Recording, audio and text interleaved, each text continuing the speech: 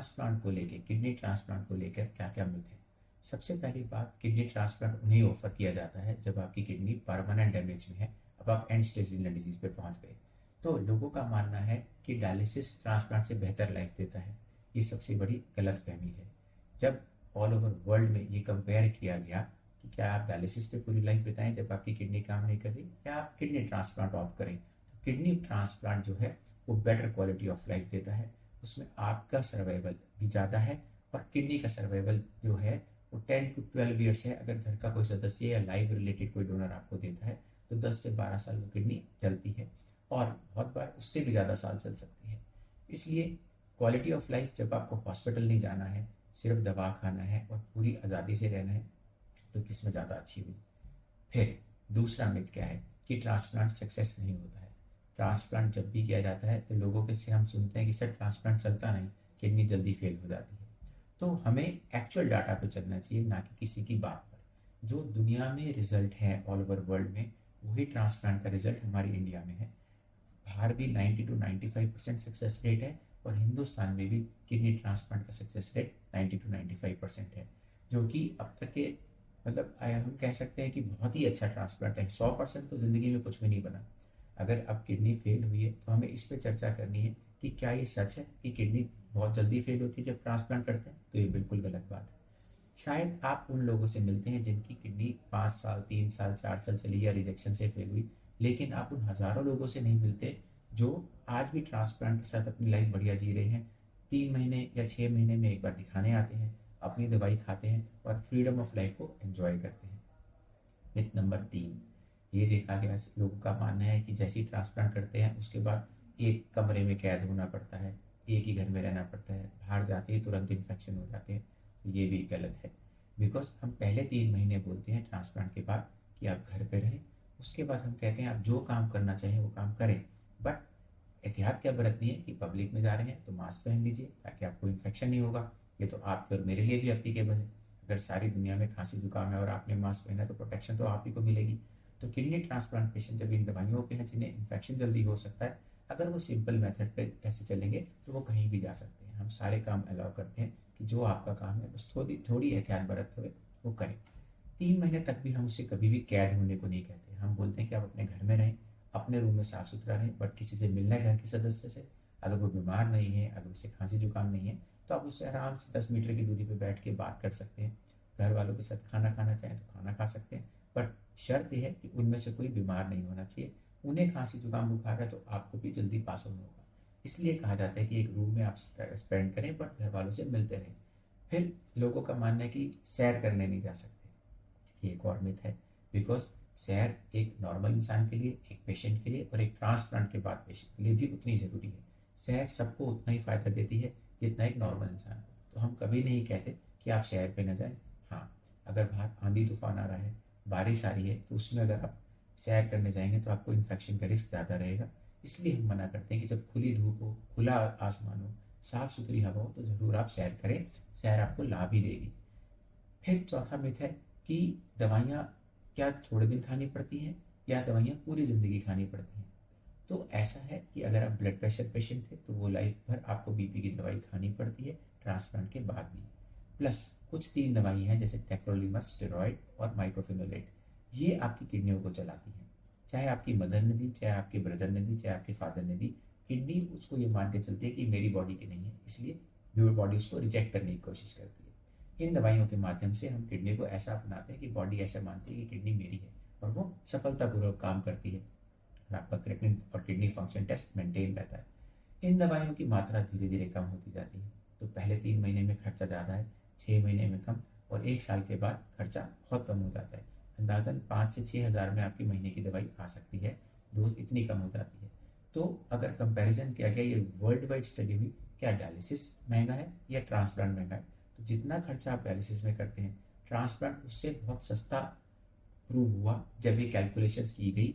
तो हफ्ते में 2 बार ब्लड का इंजेक्शन, हफ्ते में 2 बार डायलिसिस, उसकी कॉस्ट, बाकी दवाइयाँ, प्लस अगर आप इन्फेक्शन से या किसी चीज़ से बीमार हुए तो उसकी कॉस्ट, और जो हार्ट रिस्क बढ़ जाता है किडनी डायलिसिस के पेशेंट में। बिकॉज बहुत बार देखा गया जैसे जैसे किडनी डिजीज एडवांस होती है तो उनके हार्ट रिस्क भी बढ़ जाते हैं। ट्रांसप्लांट के बाद ये हार्ट रिस्क भी कम हो जाते हैं, बिकॉज तो आपकी किडनी स्वस्थ काम करती है, आपको डायलिसिस पे नहीं रहना है। तो हमारे इन्फ्लेमेटरी मार्कर्स भी धीरे धीरे कम होने लगते हैं, तो आप ज़्यादा अच्छी लाइफ जी सकते हैं ट्रांसप्लांट पे।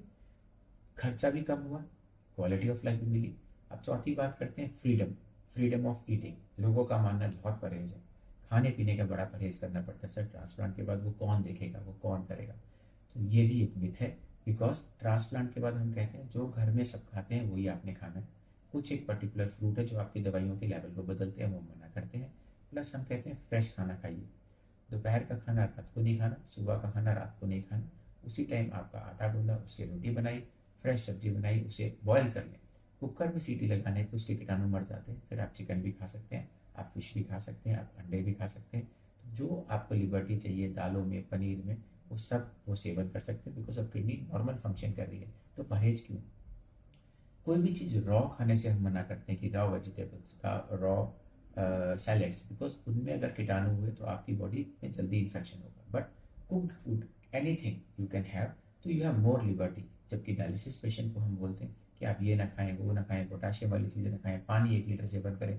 तो यहाँ आपकी पानी की मात्रा भी एम्पल है, आप 3 लीटर पिए, 4 लीटर पिए, पी सकते हैं। खाने की आज़ादी मिली। तो किस तरह से लोग ये मानते हैं कि ट्रांसप्लांट के बाद आज़ादी खत्म होती है? फिर ये मानना है कि अक्सर रिजेक्शन बहुत जल्दी हो जाते हैं। तो अब हम जिस एरा में हैं, जितना एडवांसमेंट आ चुका, अब रिजेक्शन रेट बहुत कम हो चुके हैं, जो आज से 20 साल पहले या 10 साल पहले होते थे। दवाइयों में बहुत इजाफा हो चुका है, अब ऐसी ऐसी मेडिसिन अवेलेबल है कि हम रिजेक्शन को बहुत हद तक जाके ठीक कर सकते हैं। 2 प्रकार के रिजेक्शन होते हैं, एक में बहुत हल्की दवाई से पेशेंट ठीक हो जाता है, एक में हमें प्लाज्मा या रिटुक्सीमैब या और दवाइयाँ दे देनी पड़ती हैं जिससे पेशेंट ठीक हो जाता है, और दोनों तरह के रिजेक्शन को हम ट्रीट कर सकते हैं। तो इसलिए इस डर से ना रखें कि रिजेक्शन होगा। पहली बात तो सक्सेस रेट जब 90 to 95% है तो रिजेक्शन रेट ऑटोमेटिकली कम है। फिर इन रिजेक्शन में भी अगर ट्रीटमेंट है तो फिर डरना क्यों? तो अगर इन रिजेक्शन के ट्रीटमेंट से भी किडनी चल सकती है, तो आप तो डायलिसिस के बिना ही रहे और आप स्वस्थ लाइफ जीते रहे, और ऐसी कोई भी समस्या आई तो उसको टाइमली हैंडल कर लिया जाए, तो आपकी life quality and the kidney की क्वालिटी दोनों ही साइड बढ़िया चलती रहती है। फिर हम बात करते हैं कि क्या घूमना फिरना कैसा रहेगा। तो अगर आप वर्ल्ड ट्रिप भी जाना चाहते हैं 3 महीने के बाद, तो हम अलाउ करते हैं कि आप जाएं। ऐसा नहीं कि आप घर में ही बैठे रहें, बस साफ सुथरा खाएं, जहाँ पब्लिक दिखे वहाँ मास्क पहन लें, अदरवाइज एंजॉय योर लाइफ जैसा आप चाहते हैं। चौथा, कि क्या फैमिली लाइफ नॉर्मल चलती है जैसे हम डायलिसिस में है, क्या ट्रांसप्लांट के बाद हमारी लाइफ नॉर्मल चलेगी?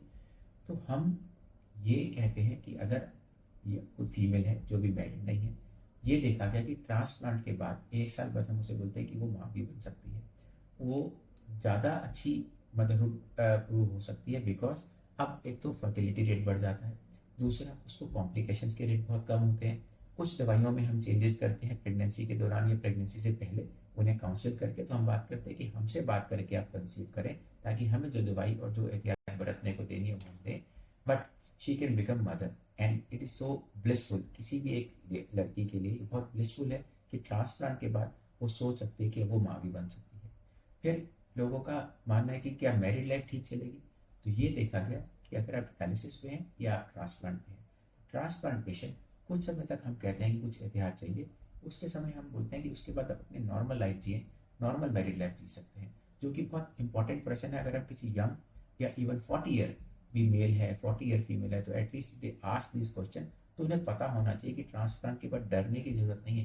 ट्रांसप्लांट के बाद आज़ादी शुरू होती है, ट्रांसप्लांट के बाद बेटर क्वालिटी मिलती है, और ट्रांसप्लांट के बाद उनकी लॉन्गेविटी, खुद का भी जो एज है वो ज़्यादा साल तक जीते हैं वो। तो हर नज़र से ट्रांसप्लांट विन करता है डायलिसिस को। और ये ऑप्शन किसके लिए है? जिसकी किडनी परमानेंट डैमेज हुई। तो अगर डैमेज कम है तो हमें ना डायलिसिस की बात करनी है, ना हमें ट्रांसप्लांट की बात करनी है, सिर्फ दवाइयों की बात करनी है, ताकि आप अच्छी लाइफ जी सकें। आपको ट्रांसप्लांट से रिलेटेड और भी कोई क्वेरी हो? हाँ, एक सवाल यह है कि किस उम्र तक ट्रांसप्लांट हो सकता है? ये लोग, हमने बच्चों का भी ट्रांसप्लांट किया और हमने 70 साल का भी ट्रांसप्लांट किया। आपको पता होना चाहिए कि ये डिपेंड करता है पेशेंट जो जिसकी किडनी फेल हुई वो क्या चाहता है। अगर वो 70 साल में किडनी ट्रांसप्लांट चाहता है तो बिल्कुल ट्रांसप्लांट हो सकता है, शर्त उनका हार्ट स्वस्थ होना चाहिए, उनकी बीपी कंट्रोल होना चाहिए, उनका ओवरऑल स्टेटस ऐसा होना चाहिए कि वो किडनी ट्रांसप्लांट के बाद एक अच्छी लाइफ जिए। तो ये सब चीज़ें हम पहले ही इवेल्युएट कर लेते हैं। ऐसी बच्चों के लिए तो हम स्पेशली रिकमेंड करते हैं, अगर उनकी किडनी परमानेंट फेल है, कि कि वो ट्रांसप्लांट ही कराएं, बिकॉज ट्रांसप्लांट के बाद वो आगे की इतनी बड़ी लाइफ अपनी नॉर्मल जी सकते हैं, करियर ऑप्ट कर सकते हैं, मैरिज कर सकते हैं, फैमिली बना सकते हैं और अपने आगे वंश को चला सकते हैं। ये सारे जो बेनिफिट्स हैं वो ट्रांसप्लांट में ही देखे गए। तो मिथ से निकल के हमें फैक्ट्स पे जाना है, वही आपको सही राह दिखाएगा। बिकॉज बहुत बार इधर उधर जहाँ से भी कभी किसी की भी राय मिली, और अक्सर ये प्रश्न हमारे सामने आते हैं जब भी हम पेशेंट को ये बोलते हैं कि ट्रांसप्लांट आपकी लाइफ बदल सकता है, तो उसके पास इतने सारे मिथ होते हैं जो हमने डिस्कस किए। तो मुझे लगा इस पर हमें एक वीडियो बनाना चाहिए ताकि क्वेश्चन से पहले ही क्वेश्चन खत्म हो।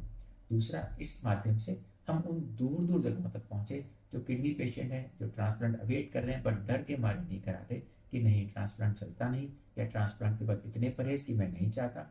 और ये बड़े दुख की बात है कि उन्हें सच नहीं पता और वो रॉन्ग या मिथ के बेस पे अपना पूरी लाइफ का डिसीजन ले लेते हैं और बेचारे डायलिसिस पे रह जाते हैं। तो इसलिए सच पता करने के बाद, सच पे अवेयर होने के बाद, अपने मन का खुलासा करने के बाद हमें ये डिसीजन लेना चाहिए और ट्रांसप्लांट की तरफ ही सोचना चाहिए अगर घर में आपका सदस्य या रिलेटेड डोनर है, बिकॉज हिंदुस्तान में वही अलाउड है। Thank you very much.